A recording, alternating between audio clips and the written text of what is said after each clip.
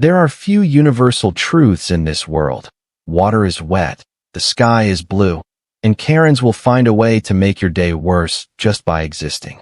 I didn't know this one's name at first, of course. All I knew was that my car was gone, and in its place was a smug little passive-aggressive note taped to a bright orange construction cone. It read, "Your vehicle has been towed for unauthorized parking. This area is for residents only. Please be more respectful in the future." And smiley face. Management. Yes, she included the smiley. The absolute gall. Let me rewind a bit. I had just gotten back from a long weekend trip to visit my cousin.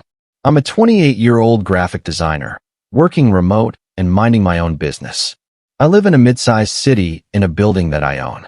Emphasis on that last part. I own the building. Bought it a year ago as an investment property, and I rent out the top 3 floors while I live in the basement unit, which is technically the garden suite, but feels more like a hobbit hole with a Wi-Fi router. I park my car in the side lot like I always do, my own lot, mind you, with signs that say private parking, tenants, and owner only. Everything was normal. Then I woke up Monday morning, coffee half sipped, laptop open, deadlines looming, and no car. First thought, stolen. Second thought, towed. Third thought, why do I smell cheap perfume and rage in the air?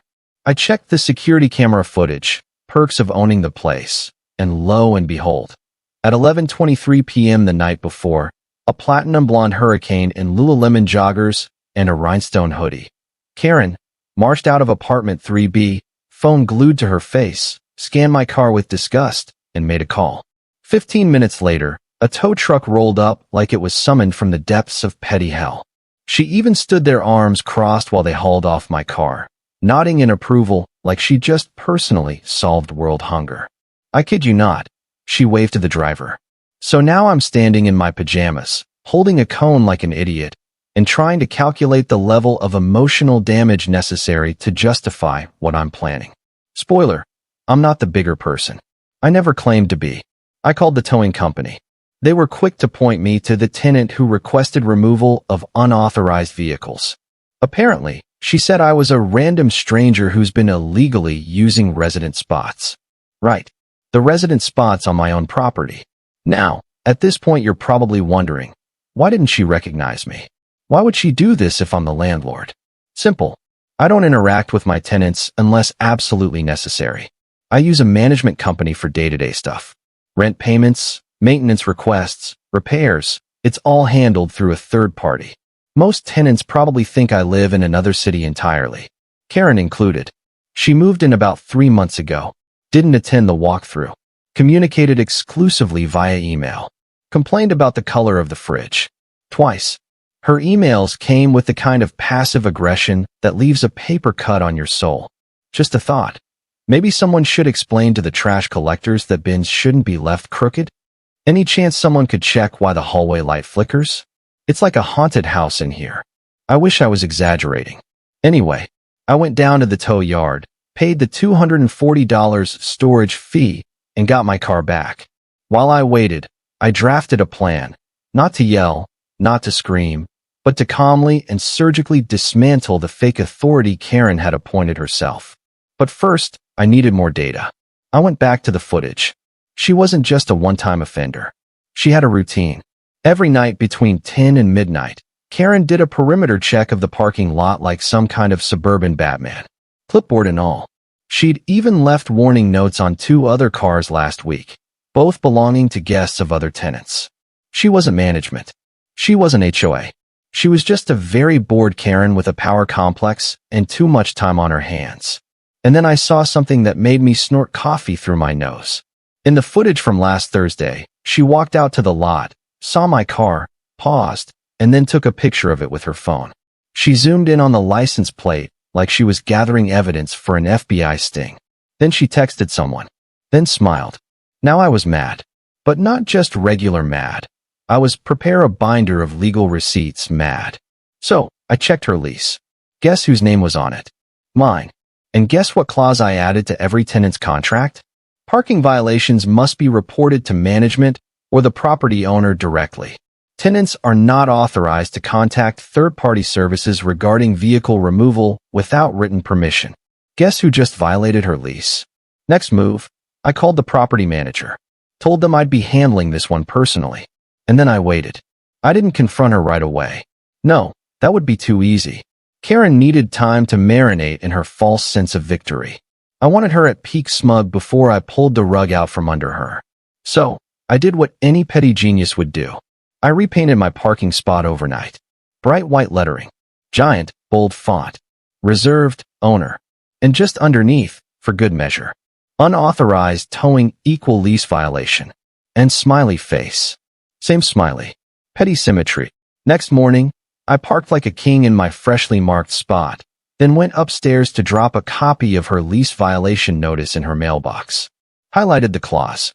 Attached a printout of the security footage timestamped with her calling the tow. And then I waited some more. Because Karen was about to find out the hard way that her landlord lives downstairs. And he was done playing nice. By 9:42 a.m., I had made popcorn. Not metaphorically. I actually microwaved a bag and settled near the camera monitor with my coffee like I was about to live stream a Netflix drama titled Karen's First Meltdown. 10:17 a.m. Karen emerges. She steps outside in her usual tactical mom gear. Hoodie, aviators, and a bun so tight it looked like it could cut glass. She was holding her phone in one hand, a mini clipboard in the other. I don't know why she had a clipboard. I've never seen her write on it. I think it was just for emotional support, like a toddler's blanket, but for self-importance. She sees my car. Freezes. Reads the spot. Freezes again.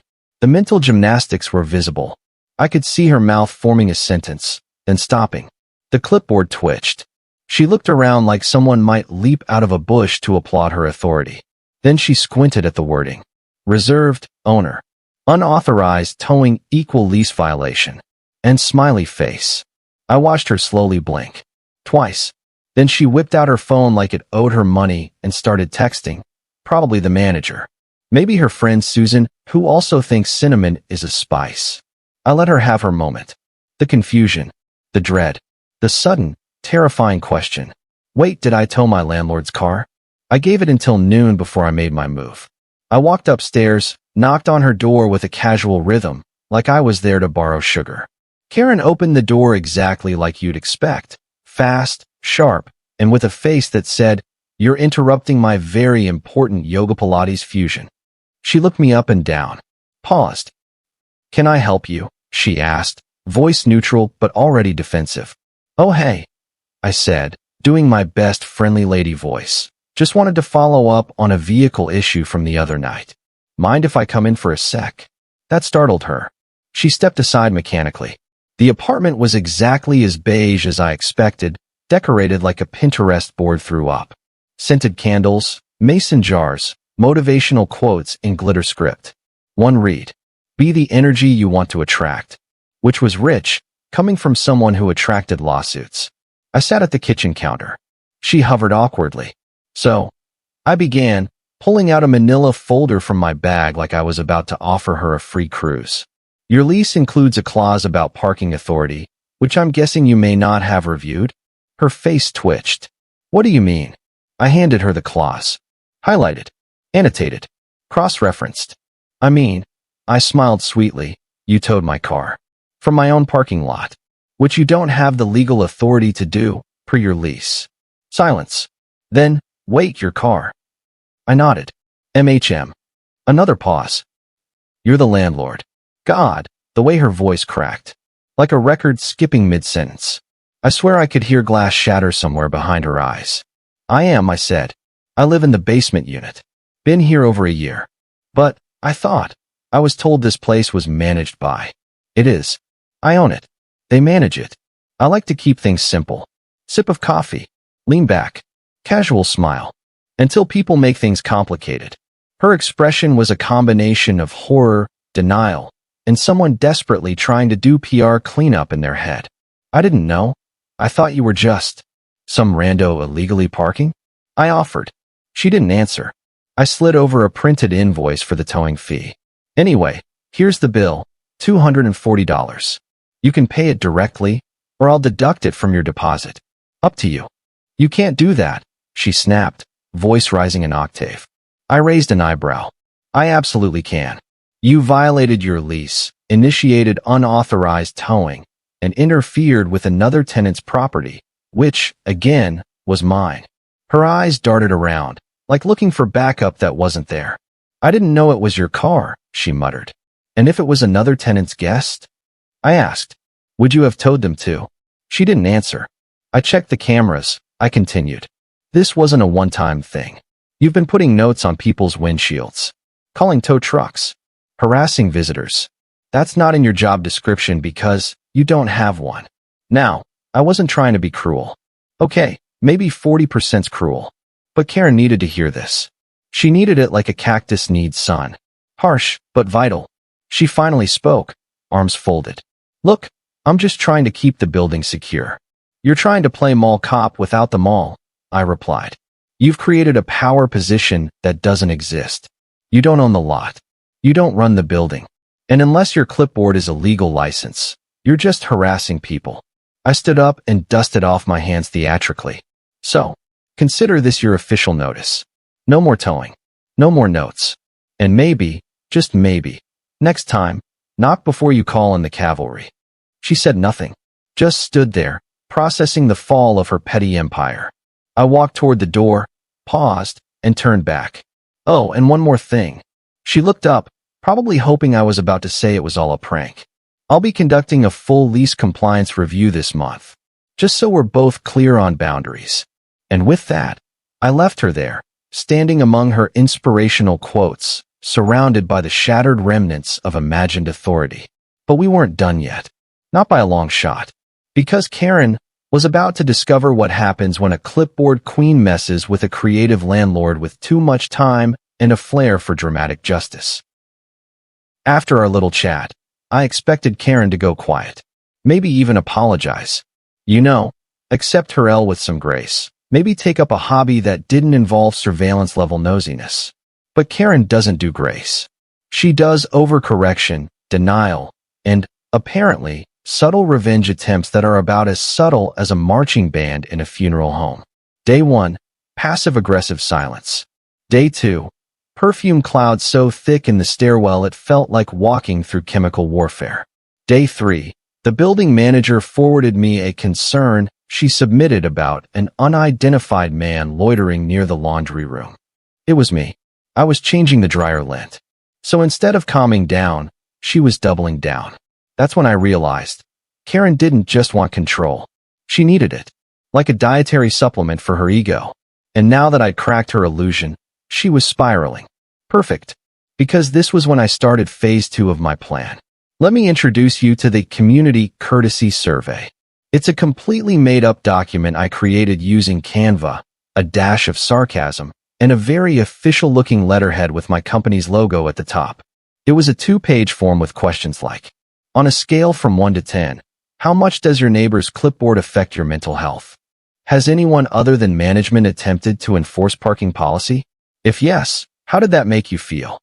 Would you be interested in attending a Know Your Lease info session with snacks and Q&A? And my personal favorite, have you been personally victimized by 3B? I printed 10 copies and discreetly slipped them under every tenant's door. Anonymous, friendly, seemingly genuine. Within 48 hours, I had 5 responses taped to my door and 2 emails sent to the property manager. All of them mentioned Karen by name. One even came with a drawing of her as a traffic cop with a thought bubble that read, "You can't park here, peasant." Apparently, she'd yelled at a tenant's boyfriend for parking slightly crooked. Another said she knocked on their door because they left the laundry in the dryer for 7 extra minutes. One note just said, "Please evict her. I'll pay extra." Now that I had testimonials, I looped in the management company. Let's talk about tenant 3B. I emailed, attaching everything. Videos, survey results, lease violations.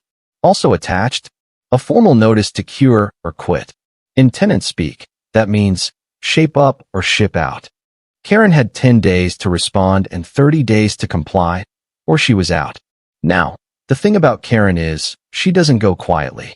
She pivots, like a cornered raccoon with Wi-Fi. So she did the only thing she thought would fix her shattered empire. She hosted a tenant meeting. Unannounced. Unauthorized. Unbelievable. I found out when one of the other tenants texted me a picture of the handwritten flyers Karen taped in the elevator. Building Town Hall, Thursday, 7 p.m., Apartment 3B. Come discuss parking and safety policies. Policies. She said policies. Like she was running a city council in her living room. I showed up precisely at 7:08 p.m. with a plate of cookies and the building manager on speakerphone. I walked into a room of 5 confused tenants, 2 folding chairs, 1 badly laminated agenda, and Karen, standing in front of her coffee table like she was about to pitch a timeshare. She saw me and blinked. "Oh, you're here." I held up the cookies. "Wouldn't miss it." She launched right in, projecting fake poise like a derailed TED Talk. "We've had a lot of confusion about parking," she began. "And I think it's important for residents to feel empowered to act when they see issues." One tenant raised a hand. "So, like when you towed the landlord's car?" Dead silence. Karen's jaw clicked shut like a cash register. I smiled. "I'm actually glad you brought that up. Since this meeting violates building policy, I thought we'd use it to clarify some boundaries." I pulled out a thick manila envelope. "This is the official notice to cure or quit issued last week. It outlines repeated lease violations, unauthorized actions, and tenant harassment." Someone gasped. It was dramatic. I savored it. Karen, now visibly pale, tried to cut in. I was trying to help. "By impersonating management?" I asked. "Or by weaponizing your clipboard against guests and residents?" Another tenant added, "Yeah, my mom won't visit anymore because she said the hallway lady scares me." The hallway lady. I could have died happy right then and there. Karen was unraveling. She started pacing, defensive, arms flailing like she was defending herself in a trial only she could see. "I was just doing what no one else would." "You mean inventing rules?" Someone else snapped. At that point, the manager, still on speaker, cleared her throat and said, "Karen, per the terms of your lease and the rights of the property owner, you are not permitted to coordinate building policy meetings or take enforcement actions of any kind. Further violations will result in eviction proceedings." That was the knockout punch. Karen stood frozen for a beat, then walked over to her glittery sign that said, "Respect begins with you," and flipped it face down. Meeting adjourned. But I wasn't done yet. Because now that the queen of clipboards had been dethroned in front of her subjects, I had one more surprise in store. A very public, very creative end to her reign. After the town hall massacre, Karen went quiet. Too quiet. No notes. No toes. No sideways glances in the hallway. She even took down the sign on her door that said, "Resident Liaison, knock for building concerns." Which, for the record, no one had ever knocked on except to say, "Please stop." For about a week, it felt like peace had returned to the building. But if you've ever dealt with a Karen, you know that silence isn't surrender. It's the eye of the hurricane. And right on schedule, she did what all defeated villains do in the third act. She tried a PR comeback. It started small. A little too small. She baked muffins. Actual, blueberry muffins. Left them in the lobby with a note that read, "From your upstairs neighbor, let's all start fresh." And smiley face. I stared at them for 5 full seconds before walking past. My tenant from 2A whispered, "She's trying to poison us with gluten guilt." Karen, seeing that her muffin diplomacy failed, escalated. Next came the flyers. Professionally printed this time. She must have spent at least $100 at Kinko's on full-color posters titled, "Let's improve our community, together," with bullet points like, "Report suspicious activity, vehicles, noise, guests. Park considerately, and report abuse of spaces. Join a proposed tenant leadership committee to keep our buildings safe." A leadership committee. I laughed so hard I nearly dropped my coffee. She really thought if she couldn't rule from the clipboard, she'd form a senate. That's when I decided it was time for Phase 3. Operation Public Exposure. No, not that kind. Calm down. I was going to hold a real tenant meeting. One that actually followed protocol. I booked the common room through the management company, sent out formal invites, and included a very warm note from me as the building's actual owner. I called it, "Let's set the record straight, Community Q&A night." Snacks included. Because I know what motivates people. When the day arrived, 10 out of 12 tenants showed up. Even Mr. Epstein from 4C, who hadn't left his unit in 6 months, and smelled like mothballs and regret. Karen walked in last, clutching her clipboard like a life raft. I opened with a short welcome, then flipped on the projector. Slide 1. A still frame of her calling the tow truck on my car. Timestamped. Slide 2. A side-by-side comparison of her note and the clause in the lease she violated. Slide 3. Survey responses from other tenants, anonymized, but labeled not thrilled. Karen's eyes widened like a possum caught in kitchen light. Tonight, I said, we're not here to shame anyone. Lie. We're here to re-establish clarity. I walked through the actual parking rules, the process for submitting complaints, the difference between security and Karen with a clipboard. Then I did what I consider my Mona Lisa of pettiness. I handed out laminated wallet cards to everyone that read, Parking and Property Policy, TLDR Edition. If you didn't buy the building, you don't run the building. On the back, in gold lettering. For all complaints, contact management. Not Karen. The room lost it. Someone clapped. Someone else asked if I sold merch. One guy held up his card like it was a VIP pass. Karen looked like she'd just discovered gluten in the muffins. She tried to speak, but I cut her off gently. We appreciate all residents respecting boundaries moving forward. And per management, any future unauthorized action by a tenant will result in an accelerated lease review. Pause. Smile. Sip water dramatically. Oh, and the landlord lives here. So, surprises are unlikely. Karen didn't say a word. She left halfway through the meeting, muttering something about hostility and witch hunts. The rest of the evening was oddly festive. People hung out, ate snacks, chatted about actual issues like the water pressure and the fact that the elevator dings like it's in pain.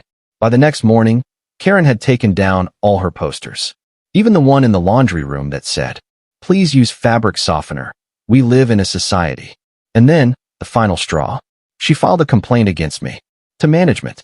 Claimed I defamed her, humiliated her, and, get this, incited a mob with snacks. Even management couldn't keep a straight face. They sent me a copy with a sticky note that just read, "Your move, landlord." Oh, it was my move all right. And my final one was going to be a showstopper. The complaint Karen filed had all the subtlety of a toddler's crayon drawing of a crime scene.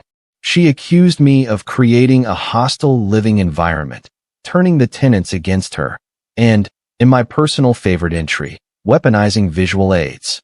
What she failed to realize is that when you complain to the landlord about the landlord, and the landlord has a file cabinet labeled Karen Receipts, you're not submitting a grievance. You're submitting an eviction request. The management company gave me the go-ahead. I drafted the 30-day termination of tenancy notice myself. Typed in 12 points Arial with precise legal references, then stapled it to a copy of her original lease agreement. With her own initials circled next to the policy she broke 3 times. I also included a personalized sticky note on top that read, "Please vacate by the 30th. Muffins not accepted as payment." I hand-delivered it, slipped it into her mailbox and knocked, just so there was no confusion. Karen opened the door like I'd just insulted her favorite essential oil. "Can I help you?" "Oh, just some final paperwork," I said. "Time to wrap things up."